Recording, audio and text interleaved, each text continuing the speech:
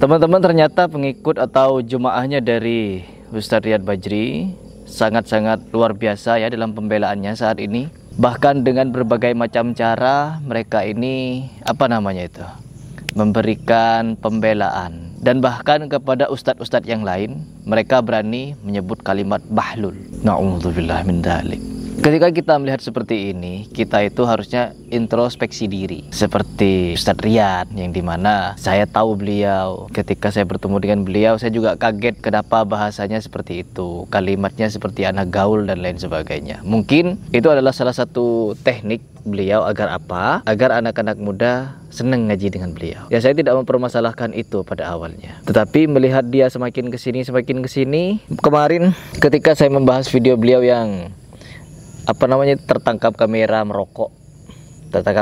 merokok menggunakan kolor celana pendek ya teman-teman. Taruhlah saya contohnya, misalkan Harry Pras pergi ke mall gitu ya, mau belanja tempat umum kan, atau pergi ke pasar ingin belanja, tiba-tiba saya ke sana rokokan terus pakai celana pendek, kelihatan paha gitu ya misalkan. Jelas tidak boleh teman-teman, kecuali di rumah berdua sama istri ya, kita mau pakai celana pendek, kita mau misalkan terserah kita mau ngapain. Yang penting bukan di tempat umum, tidak bersama orang, apalagi itu sifatnya publik.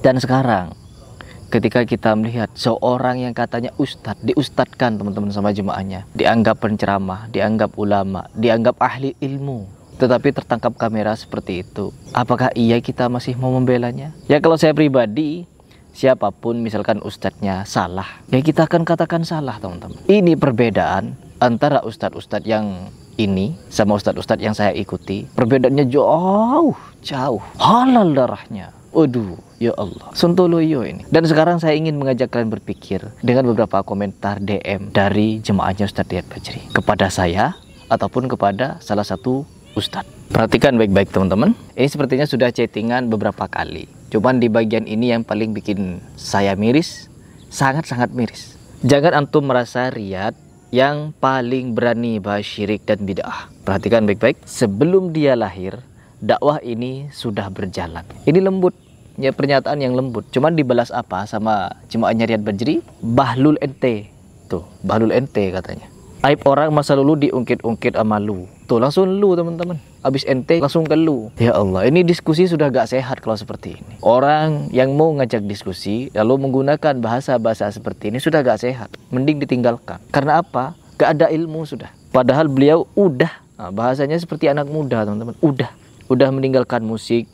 Masih diungkit-ungkit juga, yang jelas beliau tidak ada mengajak dalam dakwahnya untuk bermusik, ngerokok dan lain secara terang-terangan. Lalu berikutnya, beda sama Syafiq. Tuh langsung nyebut Syafiq. Kalau Riyad Bajri disebut Ustadz. Makanya di video kemarin sangat jauh berbeda teman-teman. Ustadz Syafiq Riza Basalabah masih mengaku kalau dirinya tidak pantas untuk diagung-agungkan, tidak pantas untuk ditaklid butakan. Ketika ada orang buat ungkapan kepada Ustadz Syafiq, ingin menjabat tangannya, katanya ingin sekali menjabat tangannya. Apa balasan Ustadz Syafiq? Sedih teman-teman. Tidak sepantasnya dia diagungkan seperti itu. Ini sosok manusia yang mengajak kita untuk berpikir, merenung bahwa mencintai Rasulullah SAW itu lebih tepat, bukan mengagungkan orang secara berlebihan dengan apa yang dia sampaikan. Ya Allah, dijelekkan. Memang iya ada seperti ini. Nanti saya juga akan bacakan kepada kalian beberapa komentar dan DM dari mereka yang membela Ustadz Riyad Bajri dan menjelekkan Ustadz Khalid. Na'udzubillah. Beda sama Syafiq, bangga dengan maksiatnya, malah diupload nunjukin jari tinta hina dengan alasan mencari yang terbaik, alasan klasik. Definisi kehabisan argumen aib orang yang sudah berlalu pun diungkit. Kenapa harus pakai kata bahlul? Diajarin siapa? Diajarin ustadznya ya. Nah, ini baru diajak mikir sudah. Dan di sini teman-teman, ketika kita menyaksikan hal-hal seperti ini, menyaksikan orang-orang sedemikian rupa dan menganggap ustadznya orangnya paling benar, itu tidak boleh. Bahkan ketika Ustadz Khalid Basalamah, Ustadz Khalid membuat kajian ikhtilat katanya, campur baur laki-laki perempuan. Gak ada campur baur. Saya sudah beberapa kali ikut daurahnya Ustadz Khalid, gak ada campur baur. Lalu ketika saya paparkan seperti itu, gak ada campur baur, mencari alasan lain teman-teman, bahwa mereka katanya berada di satu atap, di satu bangunan. Jadi kalau kita ada di satu aula nih, ballroom gitu ya, laki-laki sama perempuan ada di situ, gak boleh, haram teman-teman. Saking inginnya menjatuhkan ustadz-ustadz yang kita ikuti. Gak boleh, karena apa? Ikhtilat. Meskipun dibatasi tabir, meskipun di stadion, kajian di stadion, perempuan, ada laki-laki, tapi dipisah, ada jarak, ada kursi duduk masing-masing, gak ada ikhtilat, gak ada campur baur. Ketika selesai kajian, yang perempuan keluar ke sana, yang laki-laki ke sana, gak ada campur aduk. Beda dengan kajian yang joget-joget, jingkrak-jingkrak, duduknya sudah campur aduk, lalu apa? Joget-jogetan, musik-musikan. Tapi apa? Tetap Ustadz Khalid, Ustadz Syafiq salah di mata mereka, teman-teman. Meskipun Ustadz Khalid, Ustadz Syafiq di setiap akhir ceramahnya, di setiap akhir pidatonya selalu menyebutkan kalau ada yang salah itu dari saya, ya dari saya, dan mohon maaf, istighfar. Kalau benar itu datangnya dari Allah. Itu yang selalu dikatakan. Beda dengan orang ini, teman-teman. Langsung mengatakan bahlul. Padahal yang dikatakan bahlul ini Ustadz. Lalu kembali pada pembahasan pemilu. Bismillah. Afwan mau tanya Ustadz Syafiq, bagaimana hukumnya golput di tahun yang sebentar lagi pemilu, memilih seorang pemimpin yang baik untuk negara kita. Jamaah, para ulama menjelaskan, Syekh Ibn Utsaimin ya. Jadi ikut pemilu, ikut pemilihan, bahkan masuk ke dalamnya, menjadi anggota DPR atau menjadi gubernur atau menjadi apapun, itu melihat kepada maslahat. Ada sebagian ulama yang melarang sama sekali. Ada sebagian yang membolehkan bebas, tapi pendapat yang lebih kuat yang mengatakan ada syaratnya. Ada syaratnya yang cukup ketat berurusan dengan pemilu. Yang pertama, kalau kita bicara, kita milih nggak usah. Kalau ada pilihan, pilih. Kalau nggak ada pilihan, ada pemilih. Gimana maksudnya Ustaz? Ya, kalau dua pemimpinnya yang satu kafir, yang satu kafir juga. Milih yang mana? Ya nggak ada yang bisa dipilih. Tapi nggak saat ini satu kafir ini tapi masih baik sama umat Islam. Oh, kita pilih. Umpamanya seperti itu. Itu kalau berada di negeri kafir. Na'udzubillah min dzalik. Jadi lihat maslahat. Kemudian kalau di Indonesia, alhamdulillah, kedua calon ini muslim. Apa yang harus kita lakukan? Wallahu a'lam. Kalau ada pendapat, antum pilih mana yang lebih dekat maslahat dan manfaat buat umat Islam. Enggak golput. Karena golput ini kadang-kala suara kita dipakai sama orang-orang yang enggak benar. Dan yang namanya penipuan, jamaah, Allah, politik ini jamaah, menakutkan sekali. Pagi hari sudah jadi tempe, sore jadi kedelai. Itu politik seperti itu. Ada satu orang yang Masya Allah, yang awalnya dia berpihak kepada A, oh, tahu-tahu sore berpihak kepada si B. Ada kan yang ngelihat, ya Allah ya. Akhirnya yang terjadi hanya cari kepentingan. Maka hati-hati. Jadi kalau tadi yang sampaikan, sebenarnya ulama mengatakan kalau memang kita memilih ada manfaatnya, untuk pilih yang paling dekat manfaatnya buat umat Islam.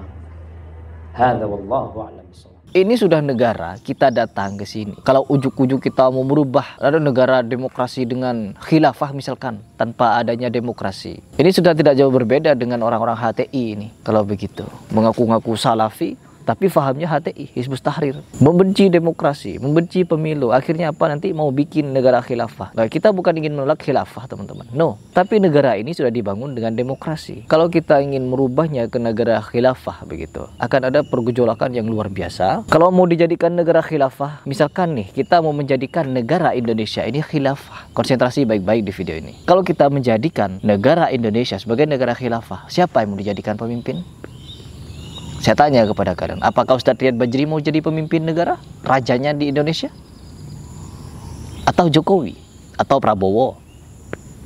Selamanya Prabowo yang mimpin, turun-temurun begitu. Bagaimana? Atau Habib Rizik Syihab mau dijadikan pemimpin negara? Khilafah. Hancurkan demokrasi. Tegakkan khilafah. Siapa yang mau memimpin di Indonesia ini kalau menjadi negara khilafah? Hah? Habib Lutfi? Habib Lutfi? Atau Habib Bahar Smith? Siapa? Siapa? Tinta najis katanya. Sontoloyo lah.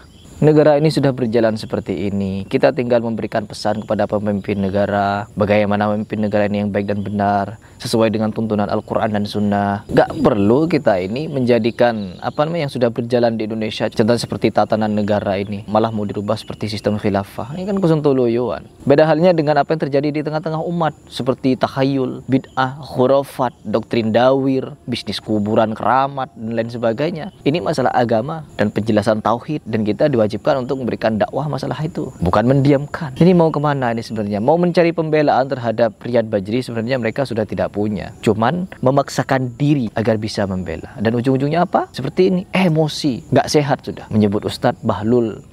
Aduh ya Allah, silakan kalian berpikir. Dan bahkan ada juga ikhwan-ikhwan yang mengabari kepada saya bahwa Ustadz Riyad Bajri ini tidak jelas pendidikannya kemana, belajar kepada siapa, lalu siapa yang menganggap dia sebagai asatid atau ustadznya salafi gitu ya. Nggak ada yang tahu. Jadi kebanyakan informasi yang saya terima sekarang bahwa Riyad Bajri ini bukanlah salah satu asatid salafi yang perlu kita ikuti keilmuannya, yang perlu kita ambil keilmuan. Jadi saya hanya ingin mengajak kalian berpikir dan merenung dengan isi video ini.